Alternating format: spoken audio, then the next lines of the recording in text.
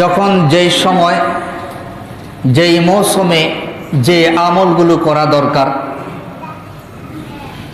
যখন যে অবস্থায় যে আমলগুলো করা দরকার, সেই আমলগুলো করার জন্য বান্দারা কিভাবে পদক্ষেপ নেবে, কিভাবে বান্দারা আল্লাহর আনুগত্য স্বীকার করবে, কিভাবে বান্দারা আল্লাহর রেজামন্দি হাসিল করবে, কিভাবে বান্দারা আল্লাহর সন্তুষ্টি অর্জন করে খাঁটি মুমিন হিসাবে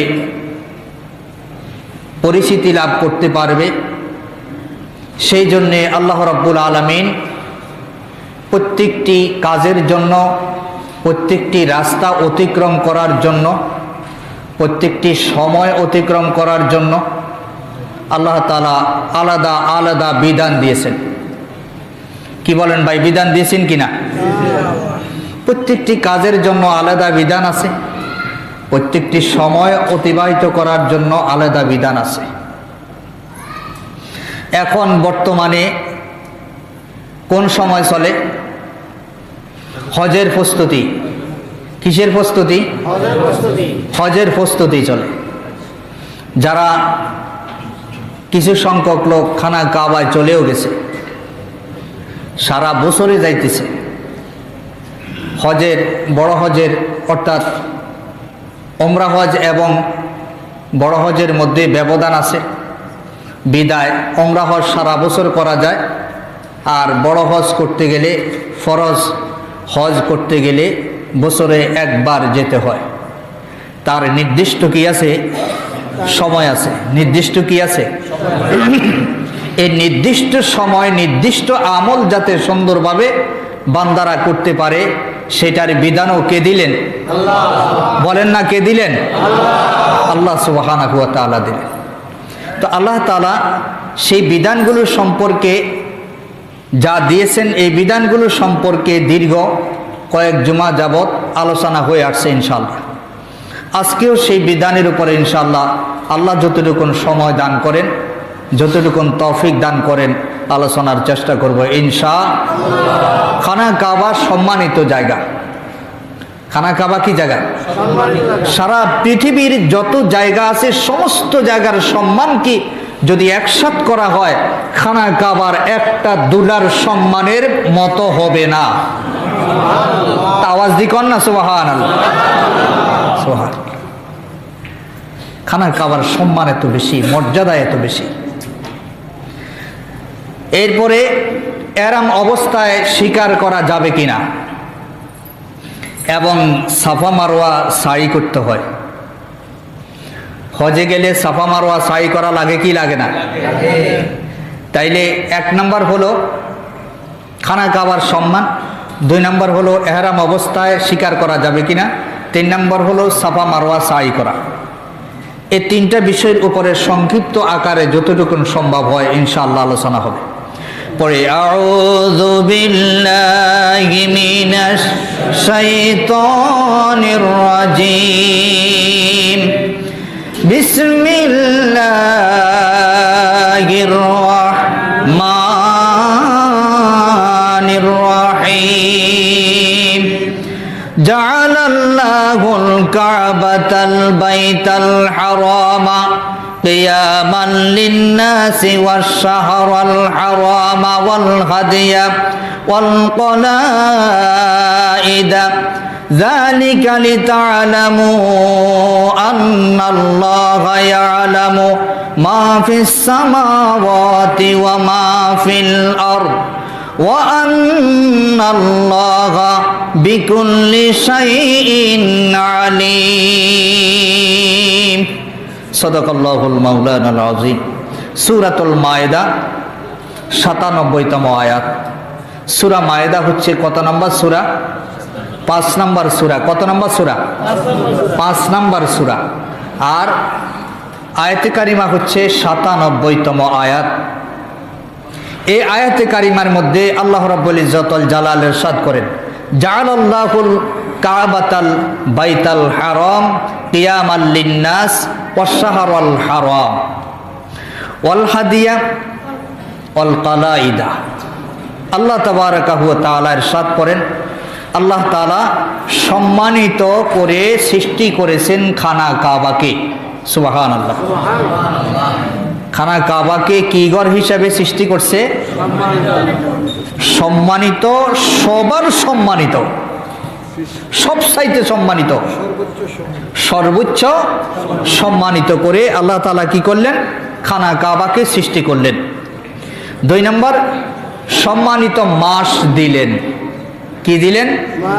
সম্মানিত মাস দিলেন। এরপরে নির্দেশ করছেন হাদি। হাদি মানে কোরবানির পশুগুলোকে হাদি বলা হয়, কোরবানির পশুগুলোকে সাথে নিয়ে যাওয়া। এরপরে হচ্ছে কালাইদা, কোরবানির পশুর গলার মধ্যে মালা পরানো অথবা এমন চিহ্ন দেওয়া যার দ্বারা বোঝা যায় এটা কোরবানির পশু। হাজী সাহেবদের কোরবানির পশুকে চিহ্নিত করার জন্য যেই কোনো নিশানা দেওয়া, যেই কোনো কি দেওয়া? নিশানা দেওয়া। কেউ মানুষের কল্যাণের জন্য প্রতিষ্ঠা করেছেন এই সবগুলো। আল্লাহ তাআলা এই সব কিছুকে নিদর্শন হিসেবে দিয়েছেন কার কল্যাণের জন্য? মানুষের কল্যাণের জন্য। এটা এই জন্যে করা হয়েছে যে তোমরা যেন জানতে পারো, আর আল্লাহ সুবহানাহু ওয়া তাআলা আসমান সমূহে যা আছে এবং জমিনে যা আছে তা যা ভালো করে জানেন, আর আল্লাহ সব কিছু সম্পর্কে ভালোভাবে খবর রাখতে সক্ষম। আল্লাহ সব কিছু সম্পর্কে ভালোভাবে খবর রাখতে কি সক্ষম। আল্লাহ তাআলা সব কিছুর খবর রাখতে পারেন এবং রাখেন, রেখেছেন, রাখতেছেন এবং রাখবেন। তাহলে বোঝা গেল এই সকল নেয়ামতগুলো আমাদের জন্য আল্লাহ তাআলা দান করছেন। হিজরি মাসের প্রথম মাস, বছরের প্রথম মাস আরবিতে কোন মাস? মুহররম মাস। কোন মাস? মুহররম মাস। তাহলে আল্লাহ তাআলা বলেন সম্মানিত যে 4টা মাস আমি দিলাম, এর মধ্যে 1 নম্বর হচ্ছে মুহররম, তারপরে হচ্ছে রজব, তারপরে হচ্ছে জিলকদ, তারপরে হচ্ছে জিলহজ। এই 4টি মাস তোমাদের জন্য আমি কি করলাম? রহমত হিসাবে, নিদর্শন হিসাবে, মর্যাদার অধিকারী করে দিয়ে দিলাম, যাতে এই মাসগুলোতে, অন্যান্য মাসে তো তোমরা ডাকবাই, এই মাসগুলোতে তোমরা আমার আনুগত্য স্বীকার করার জন্য যাতে তোমরা বেশি লালায়িত হতে পারো, বেশি কান্নাকাটি করতে পারো, বেশি আমল করতে পারো, বেশি দান সদকা করতে পারো, এই জন্যে আমি এই মাসগুলো দান করলাম। সুবহানাল্লাহ। এরপরে স্পেশাল একটা মাস আছে আরো, সেই মাসের নাম কি? মাহে রমজান। সে মাসের নাম কি? মাহে রমজান। এই রমজানকে দেওয়া হয়েছে সমস্ত আমলের রাজা হিসাবে, যাতে এই মাসে বান্দারা যত আমল করবে ওই নেতা সাহেব যাতে নেতৃত্ব দিয়ে বান্দাকে জান্নাতে পৌঁছায় দিতে পারে, এই জন্য রাখছে মাহে রমজান। সুবহানাল্লাহ। তো আল্লাহ সুবহানাহু ওয়া তাআলা আমাদের জন্য এই জন্য 4টা মাস সম্মানিত স্পেশালভাবে ঘোষণা করছেন, আর খানা কাবার সম্মান ও পবিত্র গৃহ হিসাবে আমাদের জন্য ঘোষণা করছেন। তার সীমানায় শিকার করা যাবে না এবং গাছপালা পর্যন্ত কাটা নিষিদ্ধ। অনুরূপভাবে যদি সেখানে কারো বাপের হত্যাকারীকেও সাক্ষাৎ পায়, তারপরেও কিছু বলতে পারবে না, তবুও তার কিছু করা যাবে না, কোনো ক্ষতি করা যাবে না। আর কাবাকে মানুষের স্থিতিশীলতার জন্য কারণ হিসেবে নির্ধারণ আল্লাহ তাআলা করে দিয়েছেন, যার উদ্দেশ্য হলো এর দ্বারা মক্কাবাসীর নিয়ম শৃঙ্খলা এবং সামাজিকতা ব্যবস্থাপনা সুন্দরভাবে তারা বজায় রাখতে পারে, ভালোভাবে রাখতে পারে, করতে পারে। এই জন্য আল্লাহ তাআলা এই বিধান দিলেন। তাদের অর্থনৈতিক এবং জৈবিক চাহিদা পূরণের উপায় এবং উপকরণ হিসাবে আল্লাহ তাআলা দান করলেন। অনুরূপ পবিত্র রজব মাস এবং জিলকদা, জিলহজ্জা এবং মুহররম মাস সমূহকে হারাম মাস হিসাবে আল্লাহ ঘোষণা করছেন, কারণ এই মাসগুলোতে বান্দারা কি করবে? আল্লাহ সন্তুষ্টি অর্জন করার জন্য আমলগুলো করবে, তার মধ্যে উত্তম আমল হচ্ছে আল্লাহর জন্য হজ করা। কি করা? হজ করা। আর এই হজের মধ্যে যাইতে তারা হাদি নিবে, তার মানে কোরবানির পশু। হয় টাকা নিয়ে যায় সেখান থেকে কিনবে, কাছের লোকেরা সেখানে হাদি নিয়ে যাবে, কোরবানির পশু নিয়ে যাবে।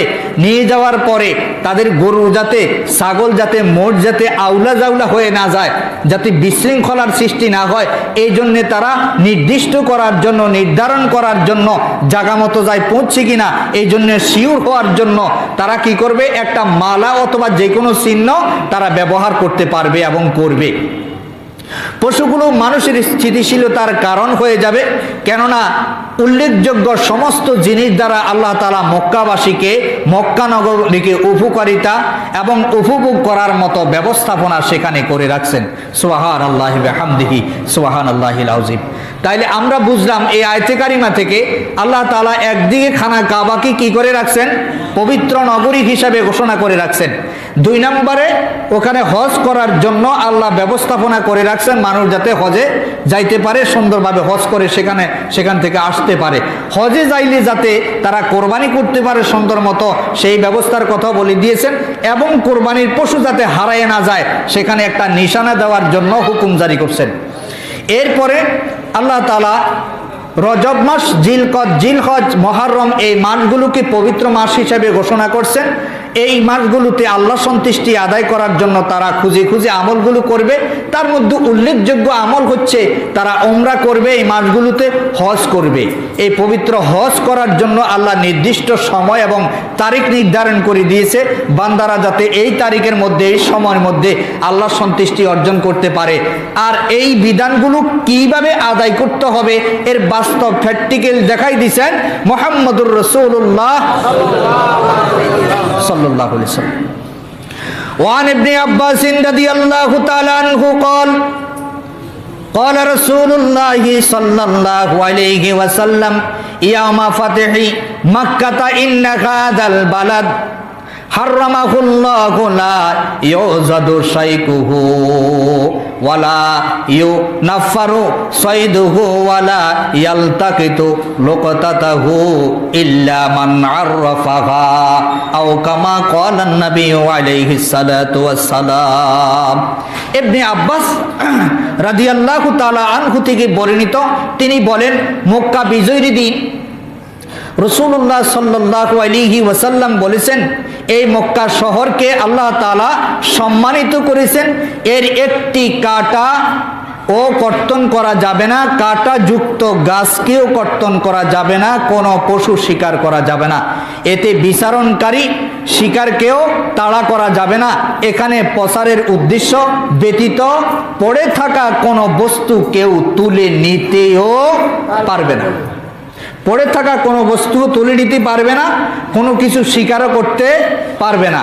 তাইলে কাবা শরীফে হজ করার জন্য গেলে সেখানে যদি হজের হাজি সাহেবরা যদি শিকার করে এহরাম অবস্থায়, তাহলে মোষ কোরবানি দিয়ে কোরবানি আদায় করতে হবে। তাহলে কোনো জিনিস কি করা যাবে না, শিকার করা যাবে না, মশাও মারা যাবে না। এখন তো মসজিদের মধ্যে আসলে মুসল্লিরা নামাজে আছে না কি আছে কোনো খবর নাই, কামড় দিয়েছে থাপ করে খবর দিয়ে এলেছে, এরকম আছে না নাই?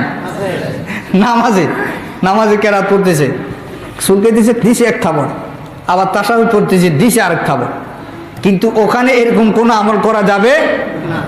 ওই করলেই কি করতে হবে, কোরবানি দিয়ে কি করতে হবে, সদকা করতে হবে। সুতরাং হাজী সাহেবদের জন্য এহরাম অবস্থায় কোনো জিনিস মারা, শিকার করা নিষেধ।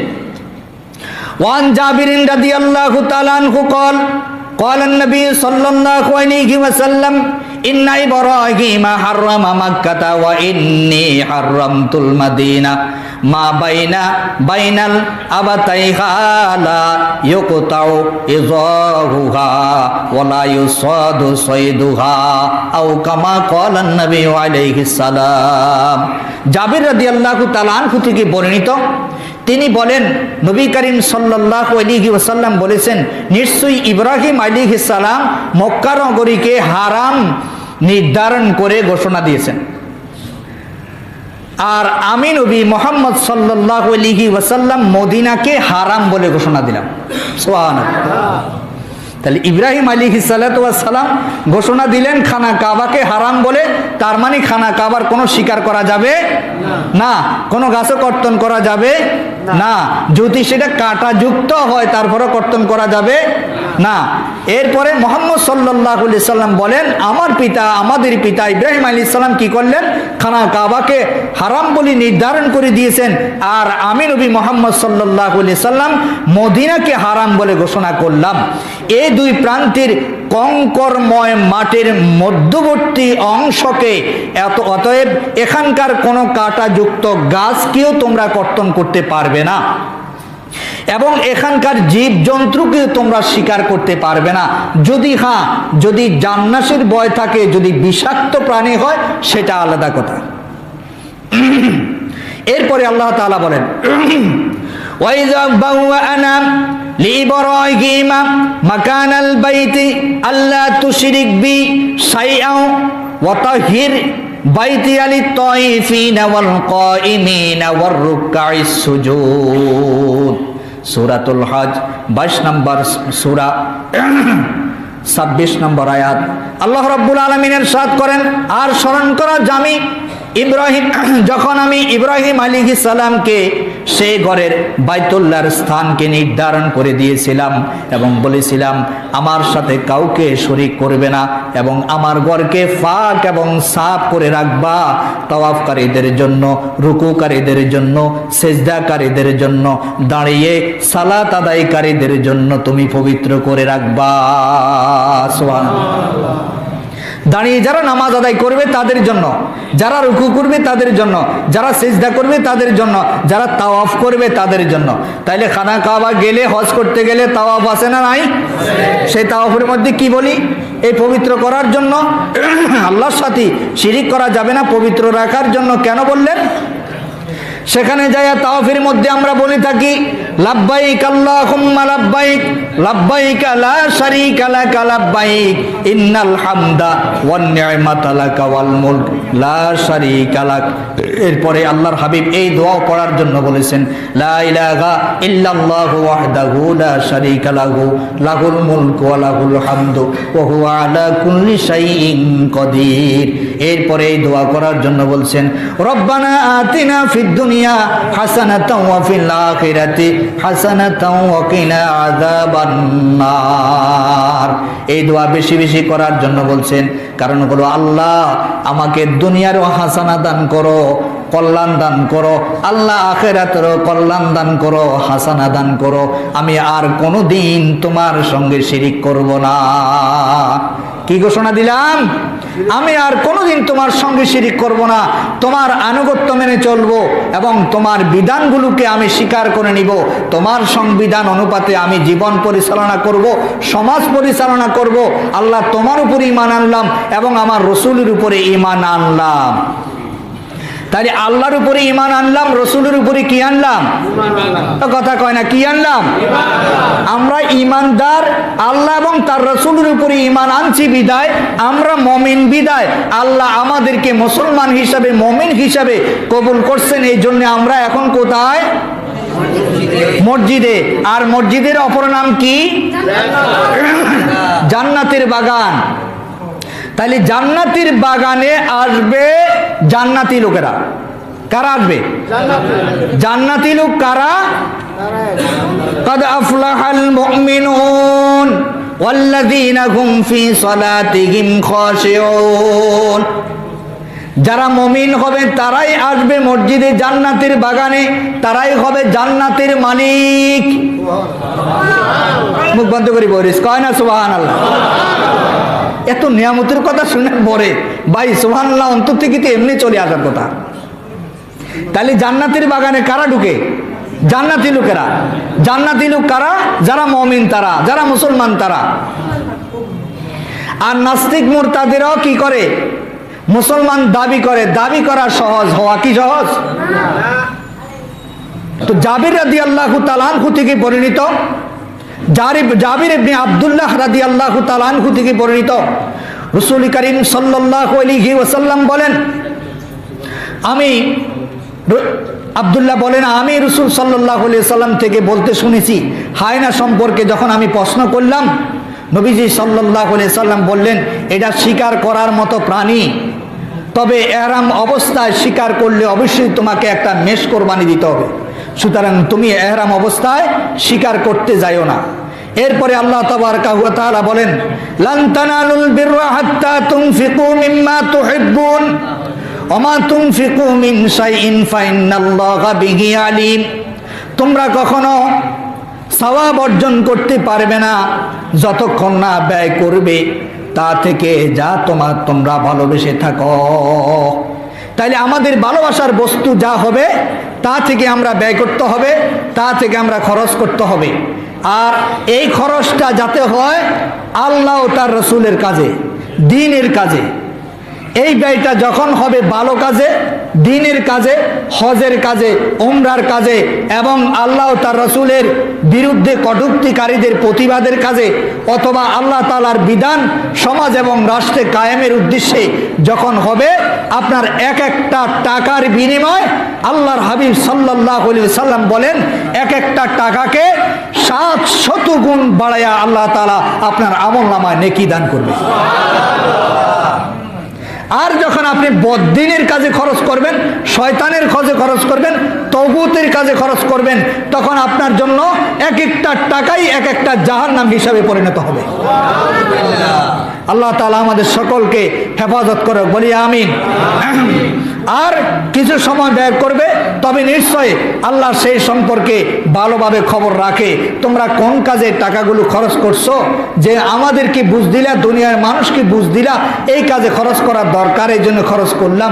কিন্তু আল্লাহ জানেন কাজটা ভালো না খারাপ, জানেন কিনা? আল্লাহ জানেন কাজটা ভালো না খারাপ। সুতরাং আমরা আল্লাহর কাছে দোয়া করব, আল্লাহ তাআলা যাতে আমাদেরকে খানা কাবার হজ করার তৌফিক দান করে, বলি আমিন।